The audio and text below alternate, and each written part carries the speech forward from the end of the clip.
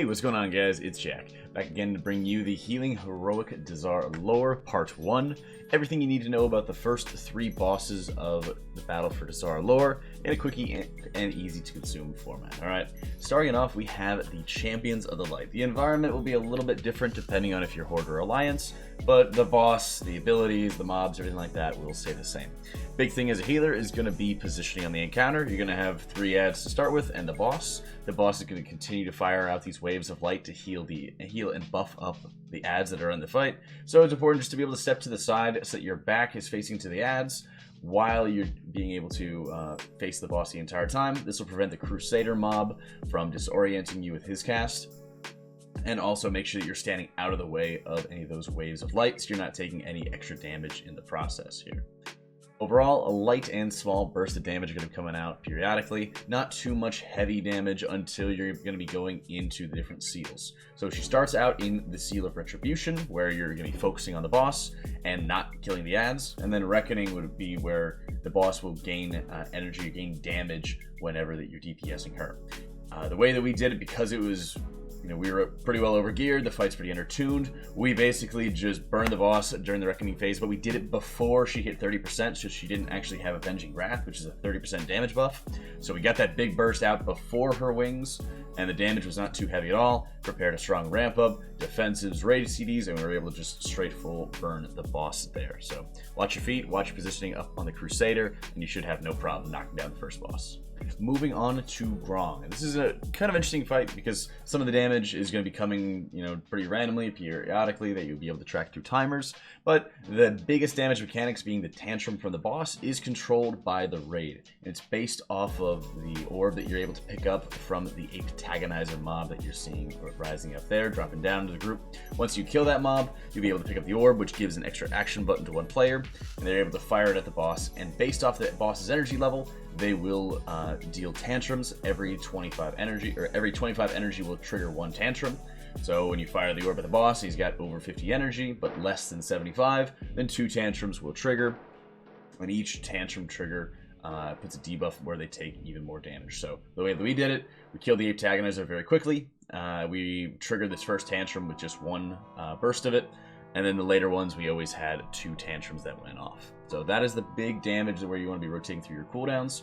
From there, you're going to have the Megatonic Seeker Missiles, which is dropping those fire pools onto the ground. They'll have a different name for Alliance. You're going to have to keep in mind. Big thing here is on Heroic, any of the roars that are coming after the boss will fear you if you're not standing with other players. So just making sure you're moving with the group. You're always kind of in a buddy moving around with you, and not standing in melee, because you will be having the Reverberating Echo, that ground pound that goes onto melee, deals a bit of damage to them, and then will pulse again, dealing even more damage. So making sure that you're standing away from that, not having any kind of little combos where you're taking damage running out of the missile and taking damage from like the Reverberating Echo because you're also standing too close to melee there. So watch positioning with that. Make sure you're moving in with the group to be able to deal with that high damage, and talk to your raid leader about triggering the bombs onto the boss at very specific times. That way, especially as a Disc Priest or even a Shaman, you're able to have that ramp up. You're able to have a strong Evangelism, Cloud Burst, raid cooldown prep, everything you need to be prepared for the fight, right?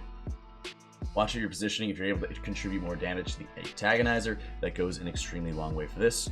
And you will need quite a bit of extra tank healing whenever the Bestial Throw goes out, as you will be having bursts of damage coming from the Missile, the Echo, and the Bestial Throw whenever the tank is thrown to that one target who should be running out of the raid.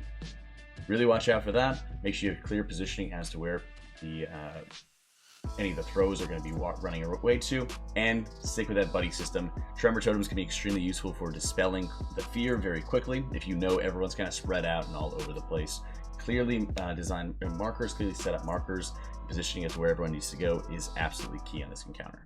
Jadefire Masters is a pretty interesting, kind of a tricky boss that you start seeing early on. Damage-wise, the Fire Mage will be Mansroy Flamefist for the Horde side. We'll have another name on the Alliance side.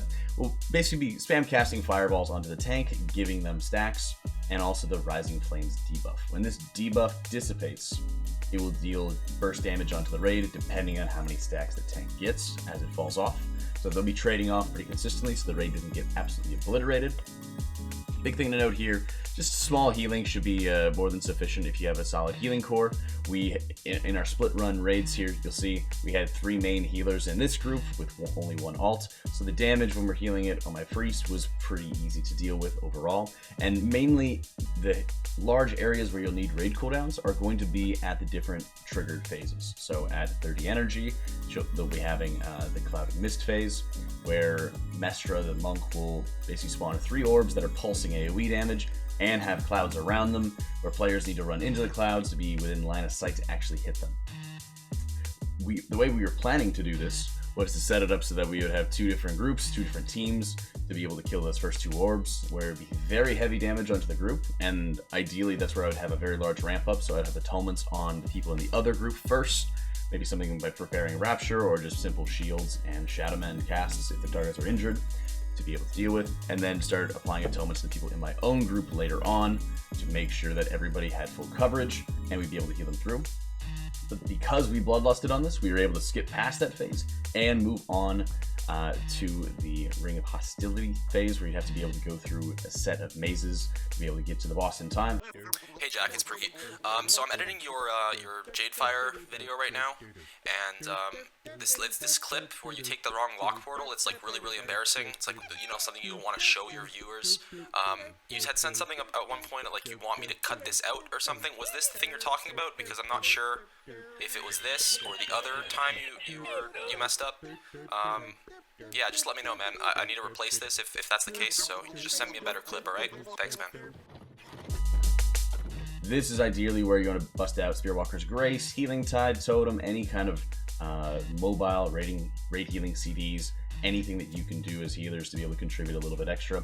And also, with your group, try to make sure that you're able to have some of the Warlock portals, for example, taking you to the end of these barriers, and make sure that you're taking the portals that are going to take you from maybe the middle of the room to the end of the barrier, rather than from the start of the maze to the middle of the room. This is going to allow you to use your raid cooldown like a Healing Tide first, or if you don't have one, you could even just be channeling a Divine Hymn, get everybody into a stable position, then run up, take the portal until you're right there next to the group, defeating the barrier, so you can then hit the boss again. And then all the other healers will be able to plant their feet, start casting healing, and make sure their group gets stabilized from that point, right? So if you have the damage, you can end up skipping that ball phase like we did, but then at that point, once you get out of the traps, you're out of the maze, you'll be good to go to be able to continue burning the boss. And ideally, the goal is to be able to kill Mestra first, so you don't have to deal with those random dragon breaths that'll just target one player, face them, and be extremely annoying to deal with.